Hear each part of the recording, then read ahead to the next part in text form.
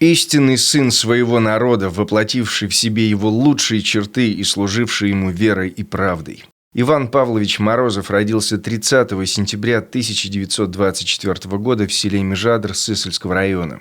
Первым испытанием на мужество и стойкость для Морозова стала Великая Отечественная война. Трижды просился на фронт 18-летний сельский парень, пока не добился своего. В дни боев на западном направлении сержант снайперской роты комсорг батальона Иван Морозов получил свою первую награду – медаль за боевые заслуги. На подступах к Прибалтике был тяжело ранен и затем демобилизован по состоянию здоровья в январе 1944 года.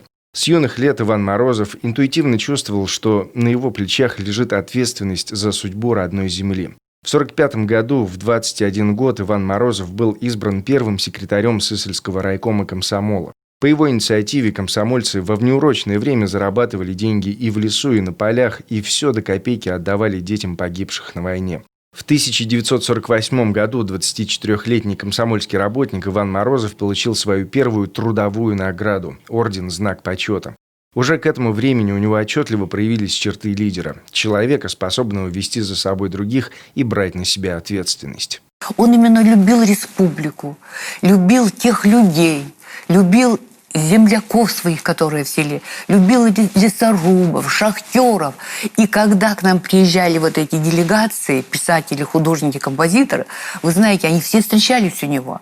И он всегда говорил: поедете в Воркуту. Некоторые говорят: да, Воркута это такое.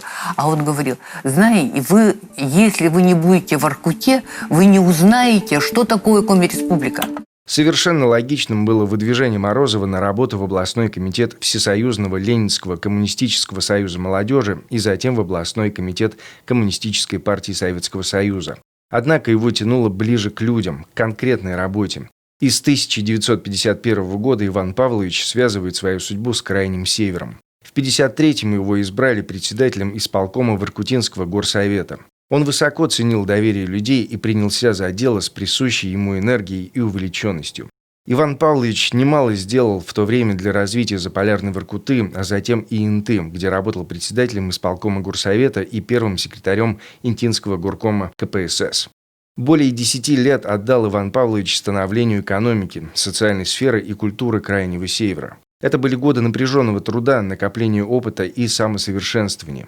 В 1963 году Ивана Павловича Морозова избрали вторым, а в 1965-м – первым секретарем Коми областного комитета партии, в ту пору первым руководителем республики, отвечавшим абсолютно за все. На этом ответственном посту он работал почти 22 года, и именно здесь полностью раскрылся его талант организатора и мудрого руководителя. С его именем связана целая эпоха в новой истории Коми-края, период бурного экономического и культурного роста. Именно в эти годы Коми АССР стала крупным индустриальным регионом европейского севера России.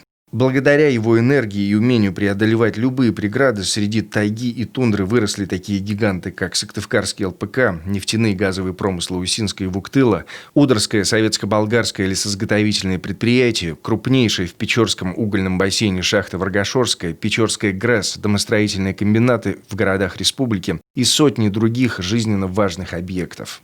Горячо поздравляю многотысячный коллектив строителей, монтажников и эксплуатационников большой трудовой победой с вводом в строй действующих предприятий страны первого пускового потока Сыктывкарского лесопромышленного комплекса. В республике Коми чтят память Ивана Павловича. Его имя носят улицы в Сыктывкаре, Инте, Республиканский реабилитационный центр для детей, медицинский колледж. В память о нем открыты 2 музея. Но не это, наверное, главное. Память о Морозове во всем, что было им сделано.